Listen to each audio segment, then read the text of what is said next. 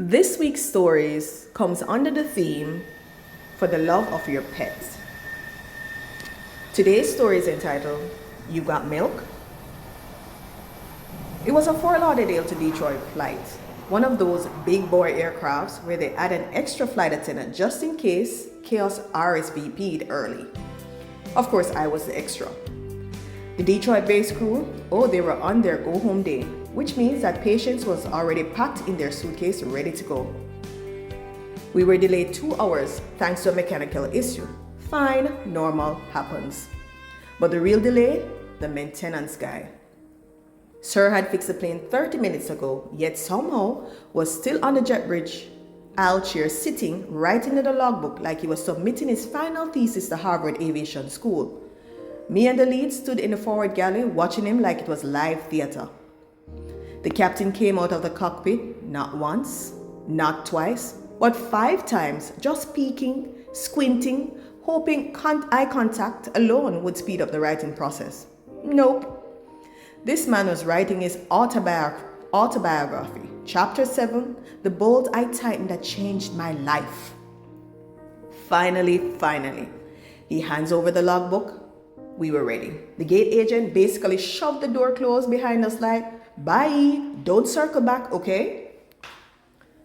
Fast forward, we're in the air, service done, vibes calm. One flight attendant is in the galley giving a full-on TED talk about how to make coffee that doesn't taste like regret. The lead is nodding like she's about to award her a certification. And me? I'm in my jumpsuit minding my business, deep in my horror novel.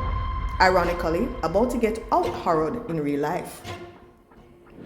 A passenger creeps in the galley, bends down, and whispers that she's about to expose a federal crime.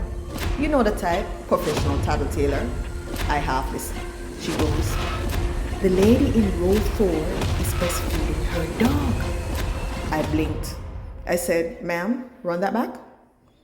She repeats it, calm, confident, like she's reporting turbulence. "The lady in row 4 is breastfeeding her dog." Then she points and casually walks off to the lavatory like she just dropped breaking news and clocked out. I turned to the lead. We locked eyes. That look. That we did not train for this look. Since I had my 10-minute walk through anyway, I grabbed a trash bag for emotional support, of course, and headed down the aisle. Row 4. Any items to this? I froze mid-sentence. There she was, full on, breastfeeding a dog. This dog was wrapped in a pink baby blanket like it just came from the maternity ward. Latched, comfortable, living its best life. I said, "Ma'am, what are you doing?" She goes, "This is my baby and she's hungry." I said, "That is not a baby. That is a dog with benefits." She got mad. "You can't tell me what to do. There's nothing in the contract of carriage that says I can't breastfeed my baby." At that point, I knew this was above my pay grade and dangerously close to my personality coming out. So I turned around and marched back to the galley and said to the lead, "Go get your auntie." Now this lead, senior mama energy, the kind that doesn't argue, she announces consequences. She storms down the aisle, and of course I followed because I needed to witness this miracle.